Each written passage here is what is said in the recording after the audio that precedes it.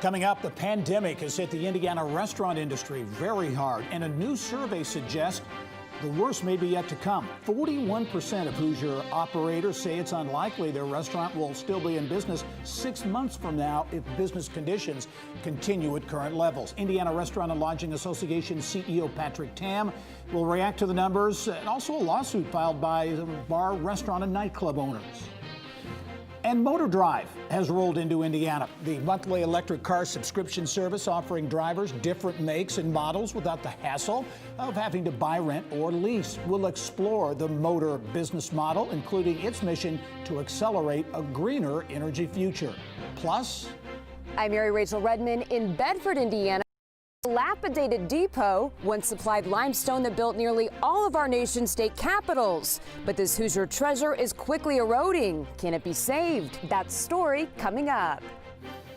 Details on those stories and much more ahead on this edition of Inside Indiana Business.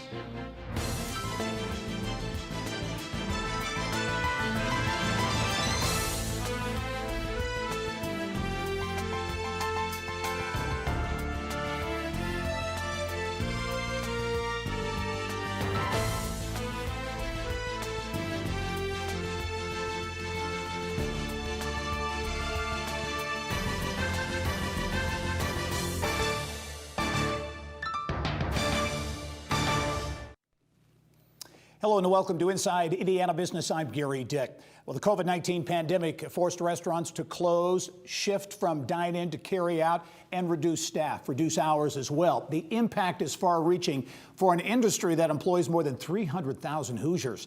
Now, this week, the National Restaurant Association released some Indiana-specific results of a COVID-19 restaurant survey, and the numbers are staggering. Indiana Restaurant and Lodging Association CEO Patrick Tam is here now to break down the results and also look at what might be next for the industry. Patrick, thanks for joining us. Thank you, Gary, for having us. Let's get right to these numbers. They are amazing. About 1/3 of those surveyed here in Indiana say business conditions worse in August than in July. And again, 41% say they don't know if they'll be in business 6 months from now if things don't change. Did these numbers surprise you at all? No, actually, these numbers, we've been forecasting the next 6 months as being harder than the last 6 months. There was really no surprise because we talked to our owners and are pretty in tune in terms of what they're facing on a day-to-day basis. Mm-hmm. And it's very challenging, not just for owners, but more importantly and most importantly, the hundreds of thousands of Hoosiers that we used to employ. Yeah. Some news late in the week, Governor Holcomb announcing that the state will go to level 5 statewide, essentially relaxing the restrictions that were in place. That will not be the case, though. Marion County, Indianapolis will not participate in that. Your reaction to that? No, we were very thankful for Governor Holcomb's movement to stage 5. Realized, though, with social distancing, we're not truly going to be at 100%. So we still have some significant restrictions. We understand that, but you know what the governor said, though, which I want to make sure Hoosiers understood and heard him loud and clear, that businesses that practice the proper sanitation, disinfection, all those practices that we were required to do via state law, federal regulation as well, restaurants that are doing that, taking the Hoosier Hospitality Promise, which they can do, and also is supported with the state through the Indiana Destination Development Corporation and the governor administration, but that people will vote with their feet on restaurants and all businesses that are taking proper protocol seriously. Yeah, mentioned earlier, a group of about 15 restaurants, bars, nightclubs filed a suit in an attempt to challenge essentially these restrictions. Do you think that how do you think that'll play out? Well, we're not involved in that process or that lawsuit, but you know, our industry's been the hardest hit, and people are trying to find ways to debt service. People are trying to find ways to keep people employed, and also not face complete financial ruin. The hospitality industry is truly the industry of opportunity. We represent 8 out of 10 of our owners started out entry level. Women owners, minority owners, leaders, decision makers lead any industry in America. We represent truly an opportunity to actually achieve the American dream. Yeah. And that's the challenge, where those businesses are not the typical business finance. They're financed off credit cards, personal loans. Their homes are mortgaged into their businesses. So when a business fails in the hospitality industry, it oftentimes means complete and utter financial ruin. Yeah, I know you are on record as saying there needs to be some stimulus, some support from the federal government. No, there's a lot of talk of things on Capitol Hill right now. What do you think needs to happen, and do you think it's actually going to happen in an era when bipartisanship is really at a minimum?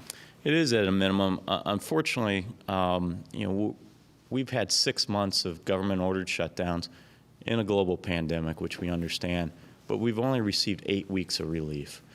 Senator Young, which I'm proud that he's from the state of Indiana, actually has a bipartisanship piece of legislation called the Restart Act with a leading Democrat, Senator Bennett from Colorado.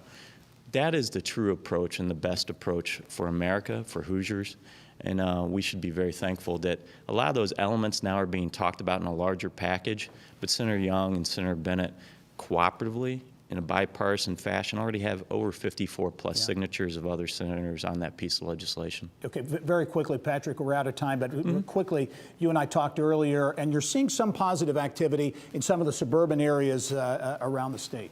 Yeah, we actually see quite a bit of activity, whether that's at the Yard and Fishers, whether that's in Goshen, Newburgh, Indiana, outside of Evansville. Central business districts are very, very hit hard, not just in downtown Indianapolis, but also Fort Wayne, Evansville, South Bend, and other places, because all the cultural amenities, attractions, and so forth, and offices are not being utilized as they have in the past. Would encourage people to try to get back to their offices just for a couple days a week. Reintroduce yourself to your dry cleaner as well as your local restaurant. Yep. Big story, big impact as well. Patrick Tam, the president and CEO of the Indiana Restaurant and Lodging Association. As always, thanks for joining us. We'll be in touch. Hey, thank you. All right. Well, Pennsylvania-based Radial Inc. is planning to hire thousands of seasonal workers at its fulfillment center in Brownsburg. The e-commerce technology and operations company, which opened that facility last year, says the 3,000 entry-level jobs will support what it calls unprecedented e-commerce demand ahead of the holiday season.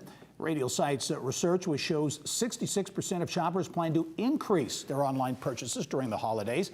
Radial also says that some of the workers who are hired could have the opportunity to transition to full-time work. Well, how does driving a brand new high-tech electric car sound without having to lease or buy it? Up next, we introduce you to Motor Drive, a first-of-its-kind service that allows drivers to finance their vehicles through a monthly subscription plan.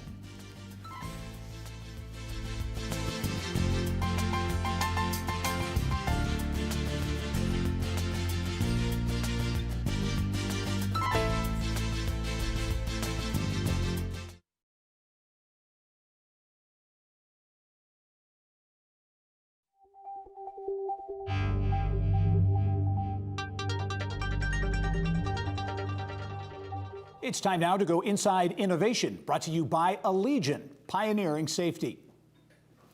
We're rethinking car ownership. That's the idea behind Motor Drive, a company which says it wants to save drivers time and money and headaches while getting them into electric cars. It's a first-of-its-kind monthly subscription service that is now in Indianapolis, the first in the country. Motor Head of Strategy and Business Development, Mike Barg, joins us now with more on the business model, which includes really an environmental element as well. Mike, welcome to the program. Thank you. It's great to be here. Appreciate you taking the time to chat with me today. All right, let's get right to it. I know you're coming to us from an office in Denver, but Motor Drive, this is really an idea out of the innovation unit of electric giant AES, energy giant, the parent of Indianapolis Public and Light Company here in Indianapolis. Talk about the business model and really what Motor Drive is all about. Sure. So what Motor is all about is accelerating electric car adoption, giving people the opportunity to get in electric cars, experience them, and ultimately change the lifestyle away from gasoline vehicles into electric. So the purpose of Motor Drive is to give people an easy subscription where all you have to do is download an app and get a car delivered to you in order to experience these cars for the first time. And through that, we're offering some of the most interesting cars in the market to make this happen. Yeah, so this is not car sharing. This is people are familiar here with Blue Indy. This is not that. This is as you say, a monthly subscription that you can use for as long as you like, and ultimately, if you want to buy the car, you can do that too. Exactly. The only similarities with Blue Indy is we operate in Indianapolis, and we're both interested in the future of electric cars. Beyond that, this is a subscription where the car is delivered to your home. You get it for as long as you want. And the cars that we offer are the best cars in the market right now. You'll get superior performance, very likely to the car you're driving today, a lot more fun features, and a driving experience that's pretty unique. It'll be quieter, smoother, and with some of the cars, a lot faster. Yeah, I know Tesla is among the cars that you offer. So tell us how it works, though, because it seems like a fairly simple process in terms of going out and downloading the app. Definitely. So you'll download the app, provide some basic information, obviously, so we can make sure you're qualified to drive, provide a credit card, and pick a delivery date in the car you want. From there, we'll drop it off at your house, and it becomes a monthly subscription where you pay as long as you want the car. The goal here is to provide a flexible way to experience electric cars. So if you want to try it for a few months, you can return the car after that. If you decide to keep it for years, it's yours as long as you want it. Okay, you just launched the model, just launched the business. Give us your thoughts on what the early reaction has been. And do you see the possibility, India is the first market, do you see the potential for expansion? Definitely. So in Indianapolis, thank you, Indy. We've been so excited by the engagement so far. We had a lot more interest than we expected. We're finally caught up on our wait list, which is why we're giving the app direct for download as of the beginning of next week. So we're excited about the engagement. We now have everybody who wants a car in one, and we're excited to continue to grow. I think when it comes to beyond Indianapolis, we're talking about our goal is to give everyone access to an electric car, and 70% of Americans haven't experienced an electric car to date. So we have a lot ahead of us, and we don't have any plans for the next city yet, but our goal is to get everyone this experience in the country. All right, Motor Drive, a new concept already here in Indianapolis, the first market in the country. Mike Barg is the head of strategy and business development at Motor. Mike from Denver, thanks for joining us. We look forward to talking to you and watching Motor really roll out. Thank you. Thank you for having me today. We're excited to continue the conversation. Anybody's interested, check out our website. All right, we'll talk to you soon. Well, Bedford, it is known as the limestone capital of the world. The Monon Station there played a major role in shipping southern Indiana limestone to places like Washington, D.C., where it was used to build the Pentagon, many other structures as well. But the depot is on Indiana Landmark's 10 most endangered list. Around Indiana reporter Mary Rachel Redmond takes us to Lawrence County with details on a potential reuse plan.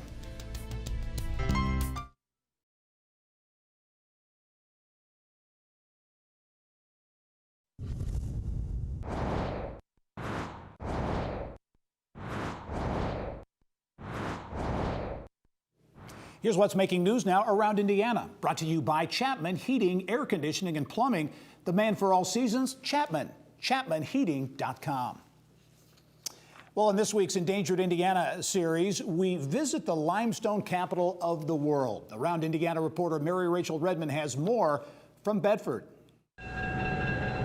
It may not look like much now, but when Bedford's Monon Station was built in 1926, it was a major player in shipping these giant blocks of highly valued rock across the country, ultimately playing its own part in helping grow Bedford's then booming economy as the limestone capital of the world. This building really represents the heyday of Indiana's limestone production and freight transportation. It's an important part of the history of the community, the history of Indiana, and really the history of limestone in the United States. Indiana limestone in and around Bedford is some of the finest in the country and even the world. Behind me is Empire Quarry. A lot of the limestone here was used to build the Empire State Building and other iconic American structures like the Pentagon. We've got buildings that are famous throughout the world that were constructed of Indiana limestone. How many freight depots, passenger depots in Indiana, let alone in the country, are built of limestone and have a tile roof. You know, for a building that was pretty much a utilitarian structure, but the beauty here is just remarkable. What would this This is the entryway for the public into the public waiting station. The building also doubled as a passenger station for the Monon Railroad. It was the main line in and out of Bedford for probably 50 to 75 years. Anybody that wanted to go to Chicago, this was an easy place to get on and take them right to downtown Chicago.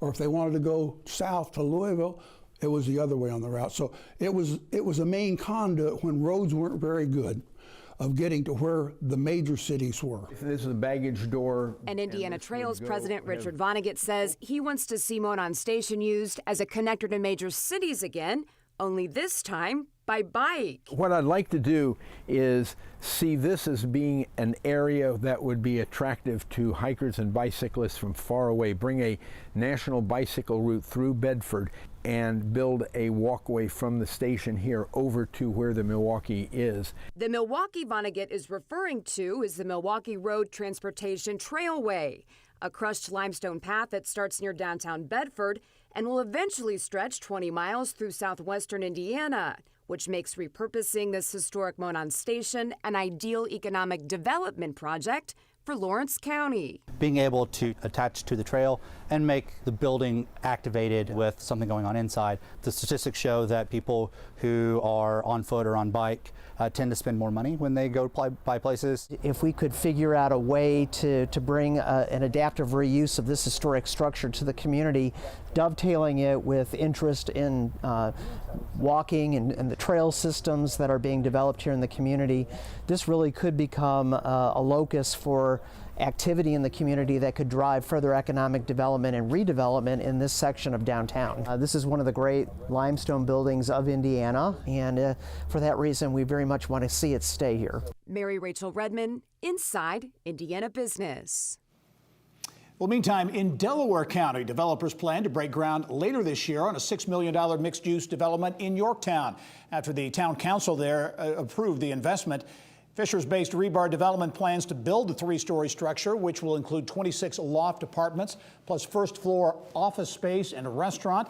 The Oliver part of the community's redevelopment plan to attract residents and visitors to the downtown area. We've had a couple of studies done that looked at what is needed, not only in Yorktown, but in Delaware County, and we need some apartments for professionals, for some empty nesters, for folks who are looking to stay in the area, but not necessarily invest right away. Now the Oliver will overlook a green space known as Morrow's Meadow, the nearly completed downtown Park Civic Green, and reconstructed Canal Street. The Oliver named after the founder of Yorktown, Oliver Hampton Smith. Well, the post-pandemic economy is looking a little bit brighter for suburban and mid-sized cities, including Indianapolis. That's the word from Genova's Executive Managing Director Larry Gigerich, who will explain why businesses are eyeballing Indy for expansion. That's next.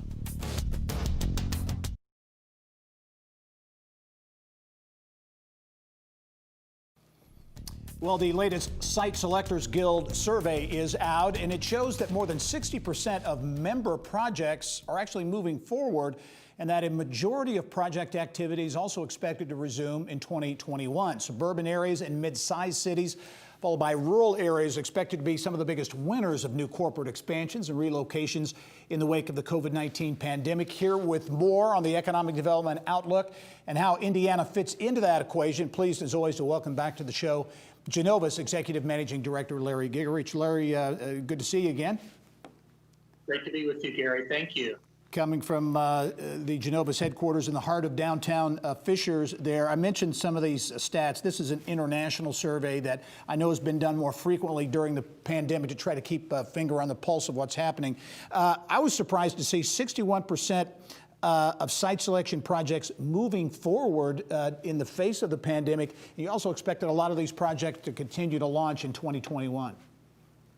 Yeah, no, absolutely. I think it's a really positive sign for our economy, not only in the U.S., but globally as well. that projects are continuing to move forward in an environment like this. And I think a lot of it speaks to the strong health of our economy before COVID-19 really hit us back in March. And I think it's also optimism about the fundamentals of our economy and what that'll look like going forward. And we think that number will only increase, as you noted, as we get into 2021, get well above that 60% number we're seeing right now. Yeah, and two of the hot areas, the top two, really have connections to Indiana. That's number one, biotech and life sciences, then advanced manufacturing. Those both expected to be very positive in 2021. No, that's right, Gary. And I think it's tremendous opportunity for Indiana because, as you noted, it really hits our sweet spot. We are so strong in those two areas and have assets throughout the state, talent, infrastructure, our higher education institutions, all the things that are key to those two areas. And it's two things that we've done well historically as a state. So it creates a lot of opportunity as we move forward. Okay, I found this interesting. Suburban areas and mid-sized cities expected to do well in the post-COVID era, if you will. A number of cities were listed, including Indianapolis. Why is Indianapolis on that list? Why is Indianapolis in particular attractive for relocations and expansions? Well, I think a couple things. I mean, certainly overall, the economic situation here, in other words, our business climate, other things that are key underpinnings to economic development are solid in the Indy region, for that matter, our state as well.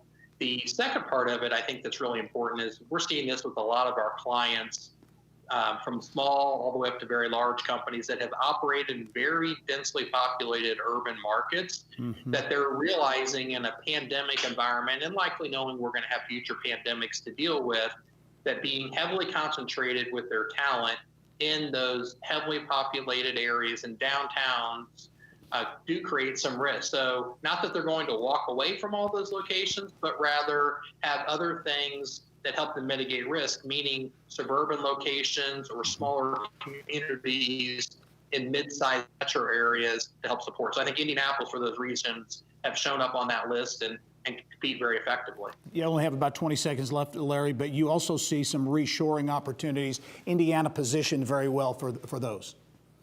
Yeah, absolutely. I think because of those two industry sectors where we're so strong, Gary, it creates an opportunity for us. I think in particular, during this COVID period, we learned that PPE, ingredients for key pharmaceutical products, so much of that coming out of China, that we have to diversify that and also get it closer to home to help us in future situations like we went through with COVID-19. All right, Larry Gigerich, the Executive Managing Director at Genovis, some great perspective and fairly positive signs for economic development going forward. Larry, as always, thanks for joining us. Thanks, Gary. Always great to be with you. All right. Well, coming up, smokers who gamble and want to check out Terre Haute's new casino when it opens in a few years won't be able to light up inside. More on what went into the decision to make Roxino smoke-free in this week's Business of Health.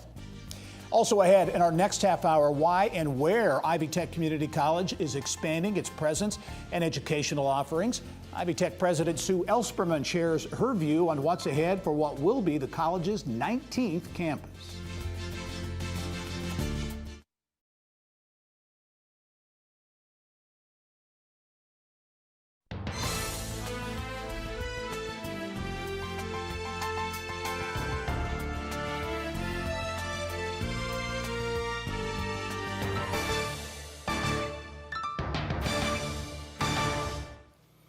Well, Spectacle Jack is partnering with Hard Rock International on a $120 million casino in Terre Haute.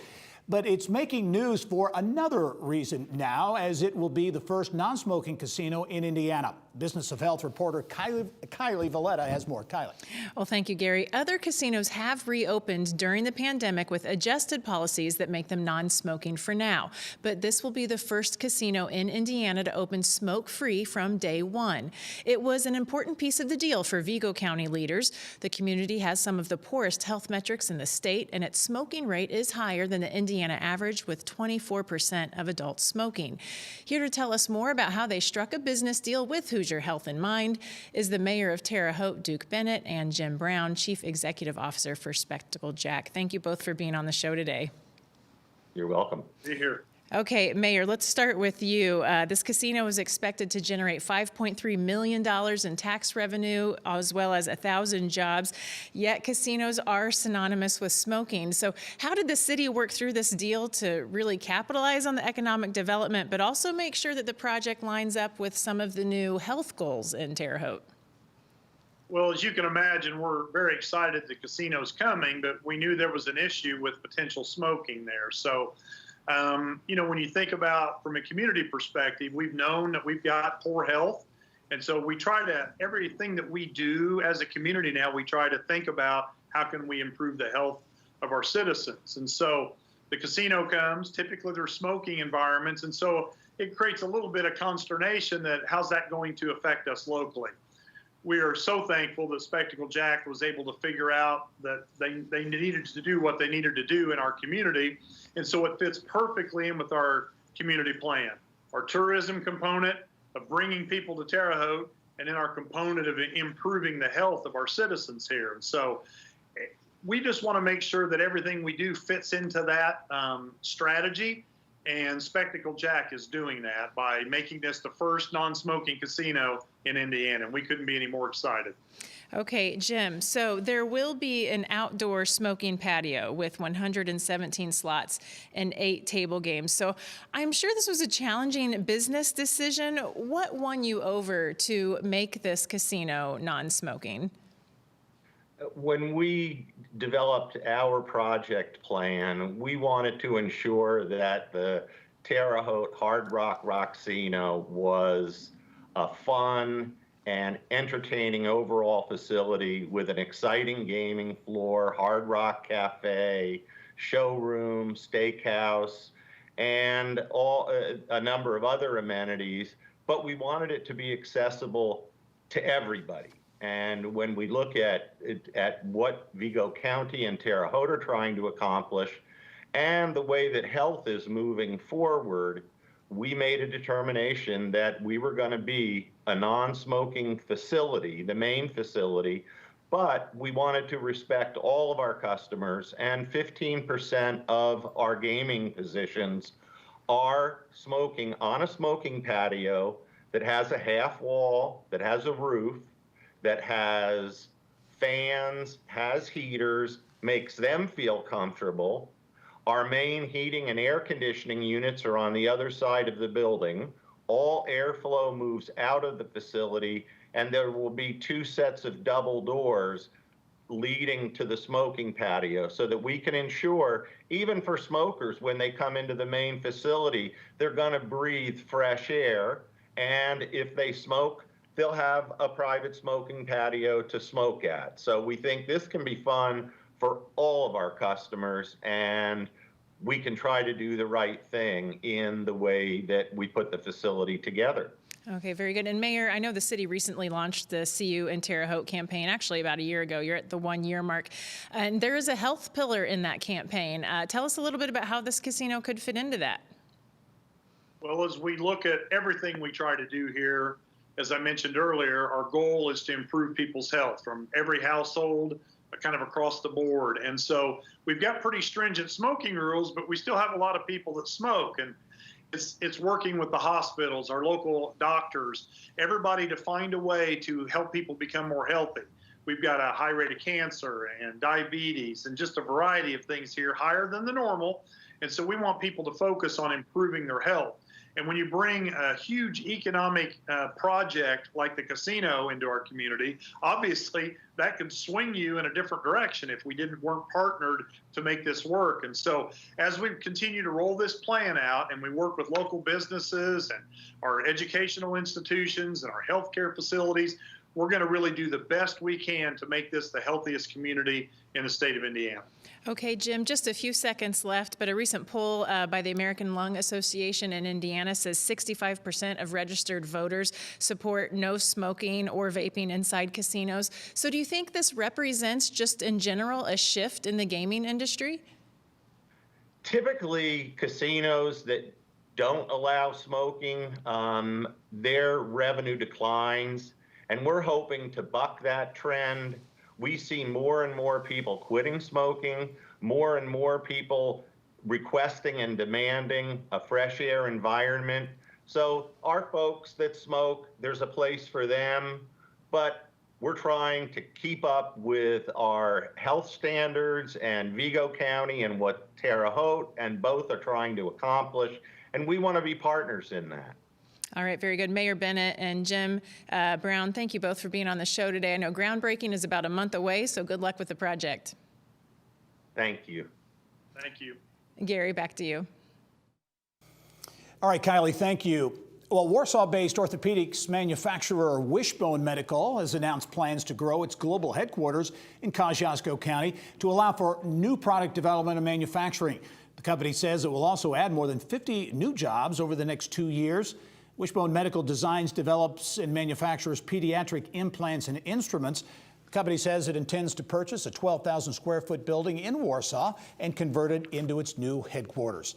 According to BioCrossroads, Indiana is the #2 exporter of life sciences products in the U.S., totaling more than $10.5 billion annually. Well, the pandemic has taken a huge toll on Indiana's workforce. The state's unemployment rate stood at 6.4% in August, and many of the thousands of displaced Hoosier workers are returning to the classroom, banking on higher education to help them chart a new career path.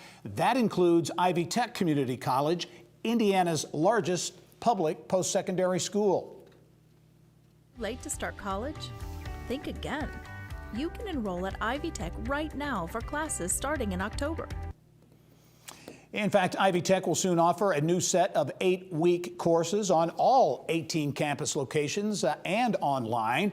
And the college is also expanding its footprint with another official campus. Ivy Tech plans to turn its sites on Noblesville into the college's 19th official campus. It will also be rebranded as the Ivy Tech Hamilton County campus and will have its own chancellor and a full slate of programs matching the needs of employers in the region. 1,200 students currently enrolled at the Noblesville location, and that number could quadruple in the coming years. For more, pleased to be joined by Ivy Tech Community College President Sue Ellspermann. And Sue, welcome as always to the program. Thank you, Gary. It's great to be with you today. Okay, Ivy Tech has been offering classes in Noblesville since 2014, the Noblesville site. Now you're making that an official campus, the 19th campus statewide for Ivy Tech. Why Noblesville? Well, we have been so pleased with the growth in Hamilton County. That campus, which sits within the Noblesville High School footprint, is a wonderful one in which to grow, and it has to 1,200, which is the size of our first level campus across the state. So 1,200 makes it a campus in our definition. But more importantly, as you mentioned, we will put with that the resources that go to a full campus, meaning a chancellor hired to serve specifically Hamilton County. That will help us better serve the companies there, the schools there, K-12, and all of those who should be coming onto community college. There'll be many more programs. We now have a handful of programs that you can start and complete on that Noblesville site.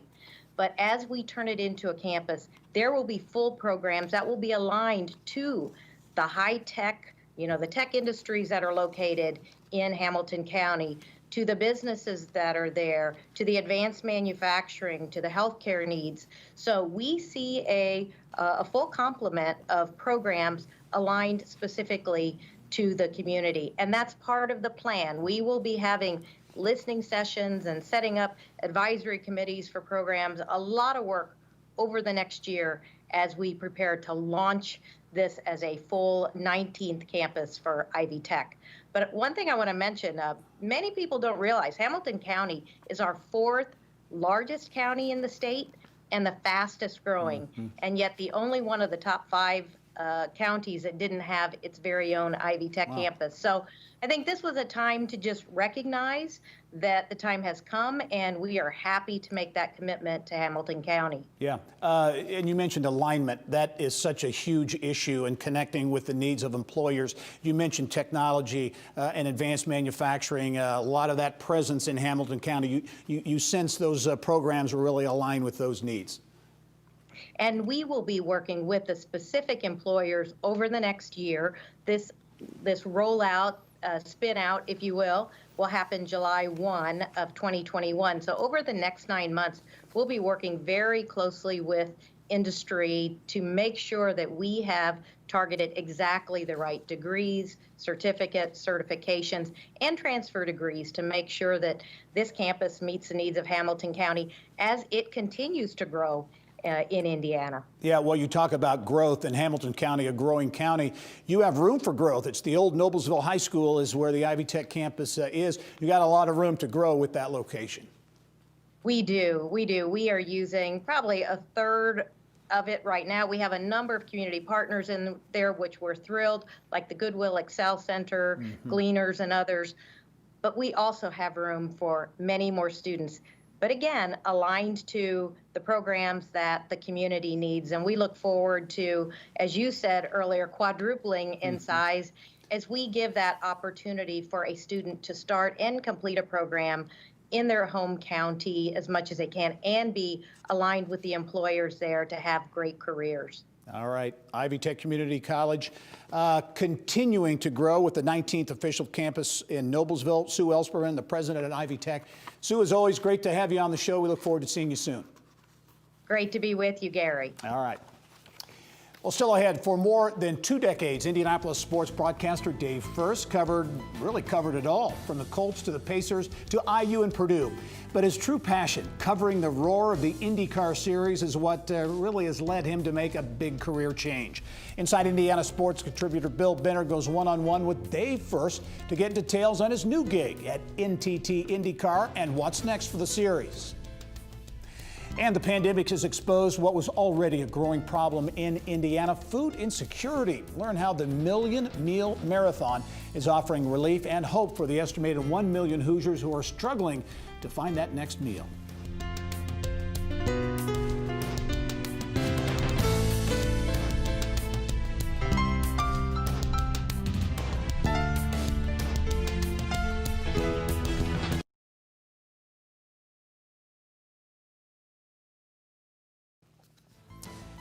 Well, for 23 years, Central Indiana tuned in to watch Dave Furst deliver the latest news about the Indianapolis Colts, Indiana Pacers, IU, Purdue football and basketball, and everything in between related to Indiana sports. Now Dave is diving into a new career path, one away from the bright lights of TV, but squarely in his wheelhouse. And Bill Benner has more in this week's Inside Indiana Sports. Bill. Gary, thanks. And in addition to the local and state sports scene, Dave Furst provided coverage of all things related to the Indianapolis Motor Speedway and IndyCar. So it seems natural that he would transition out of broadcasting and into his new gig as Vice President of Communications for IndyCar. And joining us today to discuss both life after and a look ahead to IndyCar's October return to the Speedway, we are joined by Dave Furst. And Dave, welcome to the program, my friend. Bill, it's awesome to be here. New role, and it's still very fresh. I mean, look at my walls. Nothing yet. So the transition period continues here. Yeah, you got to get to work. So for those who may not know, just how did this all come about after a long and distinguished career in sports broadcasting? Yeah, well, 2020, right? Who knows what to expect in a year like this? But I've been kind of thinking about maybe life after sportscasting. Not that I didn't enjoy it, not that I didn't love it. Still very much did, and still very much enjoyed each and every aspect. I mean, you talked about the professional sports and everything at the Speedway, but man, on Friday nights, I love nothing more than being at a high school football game or a high school basketball game. And so I think it was about, I don't know, early in the spring, early summer, things just kind of developed. I got a phone call from the folks at Penske Entertainment, and they say, hey, would you be interested in talking about something like this? And I'm like, there is no question that the Indianapolis Motor Speedway and IndyCar racing and the NTT IndyCar series has been a passion of mine for a long, long time. And part of it is because one of my predecessors at Channel 6 was the late, great Tom Carnegie, and he knew and appreciated what the Speedway had to offer for this city. And I kind of tried to pick up that baton and kind of ran with it at Channel 6. So I loved everything about the Speedway. And I thought, well, you know what? This is an excellent opportunity because of the Penske acquisition this is a wonderful opportunity to see how far IndyCar and IMS can really go. And it's been a wonderful journey. It's only been a couple of weeks right now. My head's still spinning a little bit. I mean, I literally signed off the air at Channel 6 on a Wednesday at 6 o'clock, and it was in this office the next day at 8:30 in the morning. So the transition's been quick, but it has been something that I've thought about following, and I'm so glad that I've done it. And the pandemic notwithstanding, I think there is cause for cautious optimism for the future of IndyCar in general, and certainly the Indianapolis 500 and the Speedway and all the things that are going on out there in particular. But again, IMS and the NTT IndyCar Series, they are hand in hand, and one kind of lifts the other. And there's no question about that. And I know that fans haven't been able to come out and see yet. Remember, tickets are on sale. Yes, we've got fans for the Grand Prix coming up on Friday and Saturday at the Speedway, but fans really haven't been able to take in some of the changes and the improvements and the things that Roger Penske has done literally from day one when he talked about the acquisition. Yes, it is a facility that is well over 100 years old, but when you go into it now, it looks anything but. It's fresh. The restrooms have changed. There's a fresh coat of paint everywhere. Video boards really at every turn. It is a much different looking Indianapolis Motor Speedway, and I know all the folks here on this side of the street, on 16th Street, and on the other side as well. Can't wait to welcome the hundreds of thousands that'll be there next year and for years to come. And Dave, there won't be hundreds of thousands, but there will be some thousands on hand for the Harvest Grand Prix coming up next weekend. Qualifying Thursday, races on Friday and Saturday, and so that's certainly an exciting development. No question. Health officials in the county and the city said, hey, look, we can get 10,000 in there each and every day. And don't forget, Sunday is a race day as well, not for the NTT IndyCar Series. The sports cars are going to be there for an endurance race. It's a weekend full of racing. So socially spaced, everyone's going to be wearing masks, making sure those hands are nice and cleansed and whatnot. But 10,000 every day. It's going to be fun to see fans back at the Indianapolis Motor Speedway. And then, of course, the series will wrap up in St. Petersburg, where it was all supposed to start way back when, on October 25th. That's going to be the season finale. And don't forget, I mean, there's some other exciting news coming out. I think the next couple of weeks, let's talk about the next year's schedule as well, and some special benefits and some special ideas that the series has coming up in 2021. But it's a good time to be a part, I think, of Penske Entertainment and the Indianapolis Motor Speedway, and certainly the IndyCar Series. Yeah, and real briefly, the big announcement for next year was the addition of a street race in Nashville. That's going to be, I think that's going to have huge potential. It's been talked about literally for years. Tony Kottman is a developer. He designs racetracks, does a wonderful job in doing that, and he calls that layout that he designed for the Music City Grand Prix in Nashville probably one of the best designs he's ever come up with or helped design. And so can't wait. It's going to come up in August, and there's already a buzz down there. Nashville is an international city, not just country music down there. Obviously, you take a look at the other sports, NHL, NFL, certainly. It is a much different city than it was 20 years ago. And the fact that the IndyCar Series can say now that they're racing in Nashville, Tennessee is a huge, huge feather in the cap. Well, Dave, first again, congratulations on your move to the other side. And we wish you nothing but the best. And we look forward to seeing you both at the NTT IndyCar Series, the Harvest Grand Prix, the Speedway, and you'll still be a familiar face. Good luck to you, my friend. Thank you. Send some pictures. I need something for the walls. We're going to do that. Gary, back to you. All right, Bill, thanks. And we all look forward to working with Dave in the months and years ahead. Thanks a lot. Up next, help will soon be on the way for the estimated 1 million Hoosiers worried about their next meal.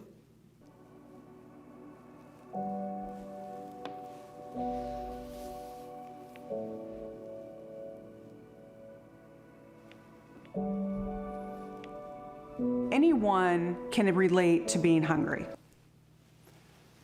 The 10th annual Million Meal Marathon will look a lot different due to the pandemic. Details on that and how you can help feed the hungry when we come back.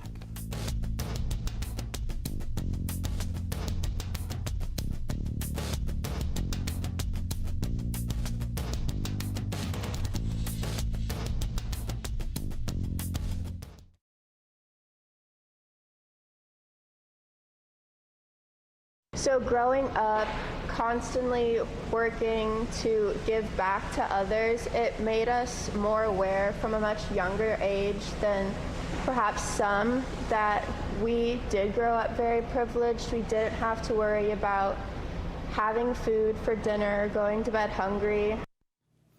That's Jessica Hintz on how she learned to embrace the needs of the community when she was just a little girl. Jessica's mom, Nancy, was feeding her younger brother, Alex, years ago when she saw something on TV about hunger that struck a chord and prompted her and her family to form the Million Meal Movement, an organization that packs meals and sends them to those suffering from food insecurity. The need is huge. Some 1 million Hoosiers struggle with hunger, including 1 in 5 children. The signature event for the organization is the Million Meal Marathon, and it's taking on a very different look this year due to the pandemic. For more on this philanthropic effort that has grown dramatically over the years, we're pleased to be joined by Million Meal Movement co-founder Nancy Hintz. Nancy, welcome to the show. Thank you for inviting me. It's exciting to be here. Well, this is really a wonderful story and a story of growth, a philanthropic effort. First of all, just to tee things up, Nancy, we hear a lot about hunger in Indiana and the dramatic situation facing a lot of families, a lot of individuals. The pandemic is really underscores that, correct? Absolutely. So our food partners are seeing an unprecedented demand for food, 2 to 3 times that of what they typically see. And Feeding America is estimating that well over 17 million additional people will find themselves food insecure in the coming days. So about for every 5 people that would come to a food bank, 2 of those families are there for the very first time. So the need, unfortunately, is great. Wow. You and your husband founded the Million Meal Movement 13 years ago, so it's been quite a journey. As you look at the growth of the program, it's typically a one-day event, right, where you bring a lot of people together at Lucas Oil Stadium. Talk about what a typical event in terms of the Million Meal Marathon has been like. So the marathon is our signature event. We actually have well over 100 events a year. But for the marathon, we gather together well over 2,000 volunteers, and that's due to our corporate sponsors like the Colts, Strada Education, as well as Stanley. And we have people from all ages and abilities to come normally to Lucas Oil Stadium in one day and strive to package 1 million meals. Due to the pandemic, our goal is to keep everyone safe, and so we have stretched out the marathon over a month-long period. And so we have 40 packaging events scheduled throughout the month, but they're much smaller events, and they're at our location, and we employ, say, social distancing measures in order to keep everyone safe. And so we have schools as well as companies, employees, and families gather and still be able to package those 1 million meals. Yeah, so again, the event this year is October 13th through November 7th at these multiple locations. Nancy, as you look back on this and reflect back, you look at the impact that you have had, the amazing impact that you have had regarding hunger here in Indiana. Did you think when you started this that you would create something that would be so substantial? Honestly, I had a passion for it, and I was just really hoping that there would be others who would see the amazing impact that it can make, not only in being able to address the need of hunger, but also to be able to foster the sense of volunteerism in youth and really anyone of any age. Particularly what I loved about it is you can have all ages and all abilities come together to help someone else. And so it's really neat to be able to see people who really did not have that understanding that no matter who they are, they can make a difference, and to actually see that light bulb gone on over their head and realize that they can make an impact is a very special thing. Yeah, indeed. The Million Meal Marathon and the movement making a real difference. Nancy Hintz, the co-founder of the Million Meal Movement, along with her husband. Thanks very much. Good luck with the event this year, and we look forward to seeing how things go. Thank you very much. Appreciate it. All right. And I'll be right back after this. Stay with us.